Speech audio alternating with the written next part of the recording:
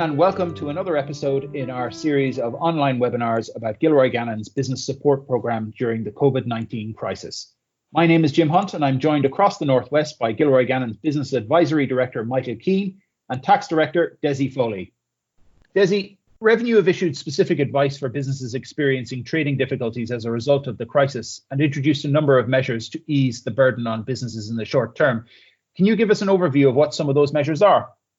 Hi, Jim. Yes, I suppose in fairness to Revenue, they came out pretty swiftly with a number of measures to try and ease pressure on businesses given the current crisis. The first of those was actually in relation to your periodical tax returns, VAT returns, POE returns, and so on. They basically said that they'll be suspending imposing interest on any late payments in relation to those returns. So, if you had a January-February VAT return that was due mid-March, and obviously maybe were struggling with the payment of it, assuming you filed the return as normal and it was filed on time, where you aren't in a position to pay it just yet, or you're late with paying it, Revenue won't impose any interest on that late payment as they normally would. They've also paused their debt enforcement activity until further notice. So, in normal cases, if people went for a prolonged period without paying their tax liabilities, there would be debt enforcement activity proceedings. That's all sort of paused. In terms of people's tax clearance certificates and their status, basically that they're freezing that in a sense. So for example, as I kind of mentioned at the beginning, if you didn't, if you weren't in a position to pay your VAT liability, normally that type of thing would have an impact on your tax clearance status. But Revenue are basically pausing all that as well, so your tax clearance status will remain in place as it was for over the coming months. They were due to do RCT rate reviews. They've put all of that on hold. They're looking at ways to sort of just assist business as much as they can. Another sort of welcome measure was businesses, and I suppose particularly relevant to Ireland, where there's a lot of companies engaged in R&D, where a particular company has excess R&D tax credits, whereby they can get those excess credits refunded over 3 years. The process by which that is done involves your annual tax return for a given company. Basically, Revenue have said that they'll expedite the timing of that. So if you contact them, you'll be able to get your R&D tax credit refund earlier than normal. So that's definitely one to look at if you're in that space. Then other smaller measures, like there's small payments that employers can give to employees for additional costs of working from home. Revenue have also sort of come out with other measures in terms of the normal filing requirements for certain reliefs that's been relaxed. And also, like, say you were caught abroad and you can't return to Ireland, your position in terms of where you reside and residency will not be affected if you kind of have a force majeure position that you're either stuck in Ireland or you're stuck in another country. So it'll not impact normal residency rules for that purpose. So these measures was combined with the tax, the wage subsidy scheme we've mentioned already, are very welcome. So if anyone has any particular concerns, we're here to help. Very good. Thanks for that, Desi. Michael Keane, there have been a number of new supports in the childcare sector. Can you give us an overview of what some of those are? Yeah, thanks, Jim. In relation to the childcare sector, I suppose the government were particularly concerned about the childcare teams in the various creches and childcare facilities being kept together. They view them as being particularly vulnerable to disruption from COVID-19. They had done some surveys previously where they had identified, despite upskilling and training, a 23% staff turnover in the sector, and this is possibly because of a slightly lower paid sector of the economy. So they were particularly concerned about keeping the various creches and creche teams together. So what the Department of Children and Youth Affairs, the DCYA, in conjunction with the Revenue Commissioners, have done is a mix of two schemes.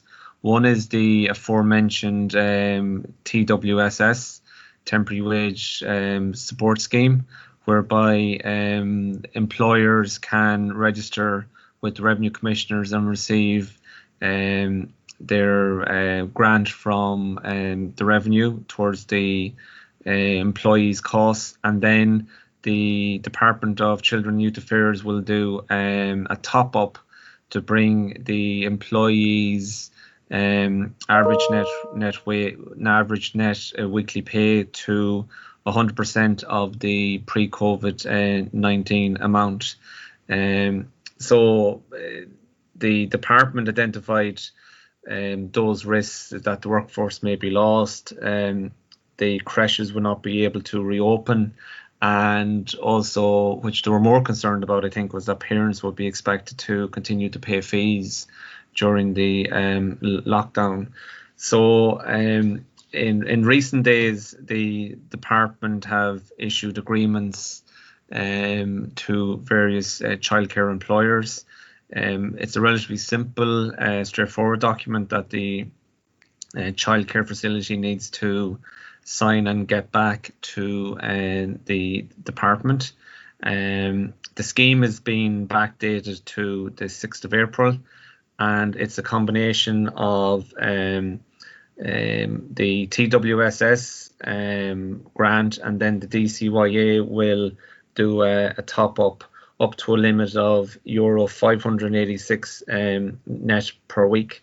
One additional benefit, which in this scheme, which is also mirrored in the TWSS scheme, is that where staff members pre 12th of March weekly wage was below the temporary pandemic unemployment payment of 350, the DCYA on a temporary basis for the duration of the scheme will fund the top up to bring the net wage to 350 euro for the employee. So this is obviously a significant benefit to keep the team, the employees together.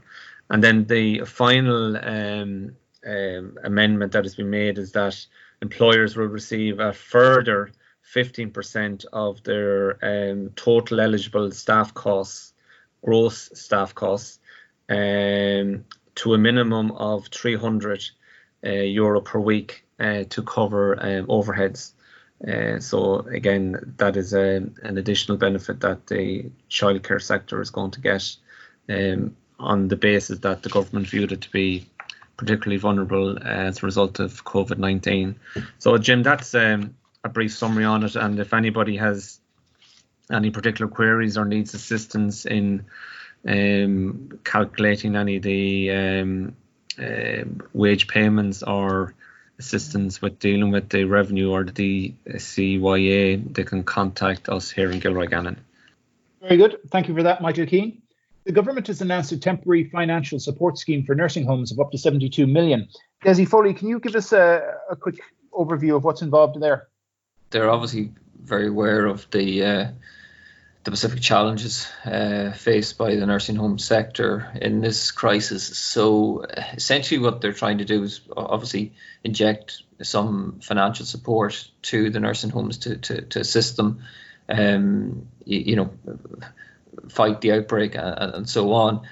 they've structured it in such a way. It's the scheme that's going to operate for 3 months, like most of the schemes they've introduced. Now they are going to review it after the first month, and the first month it's going to apply is April. Now the first type of support that they're giving is actually based on the number of patients that would be on the nursing home support scheme. So essentially fair deal patients. So the numbers of those patients per the March figures is going to dictate the support they get. And it's €800 per resident per month for the first 40 residents, and then it drops to 400 per resident per month for the next 40 residents, and then €200 thereafter. Now I suppose, you know, a lot of nursing homes are probably around the 40-50 bed mark, but like if you and obviously there'd be private patients in there as well, but like if you took an example of a nursing home that had 40 patients on the fair deal scheme, they would be getting €32,000 of support a month for the next 3 months. Now, say they had another 20 private patients, they're not getting any support for that. Or if you had a nursing home where it was mainly private patients and a minority on the fair deal scheme, they're being disadvantaged in a way which isn't ideal. The way that's set out, given that this, you know, the outbreak is going to probably affect nursing homes equally, whether there's private or public patients in them, so to speak. The second part of the assistance is sort of on a case-by-case application. Basically, if a nursing home has to incur significant other costs to, I suppose, deal with the outbreak, like that's maybe having to buy particular equipment, maybe some capital expenditure, whatever it was, then particular nursing homes can apply for added funding, and the funding is capped at the lower of twice the monthly support they get, based on what I was saying there. So if you had the 40 patients and you were getting the 32,000 a month, double that, it would be a maximum of 64,000, or an overall cap of 75. So it's the lower of the two. It's welcome support for the nursing home sector. It's just that sort of anomaly in the sense that they're basing it purely on the public patients, or the patients that are under the nursing home support scheme. So, but you know, it's still a welcome support in general for the sector. Very good. Thank you for that, Gilroy Gannon Tax Director Desi Foley and Business Advisory Director Michael Keane, for all those overviews on some of the business supports available during the COVID-19 crisis. Remember, you can download online a PDF of our full business support summary, including links to the various schemes mentioned earlier, from gilroygannon.com/COVID19. And if you require any specific support, please contact Gilroy Gannon online at COVID-19 support@gilroygannon.com. Bye for now.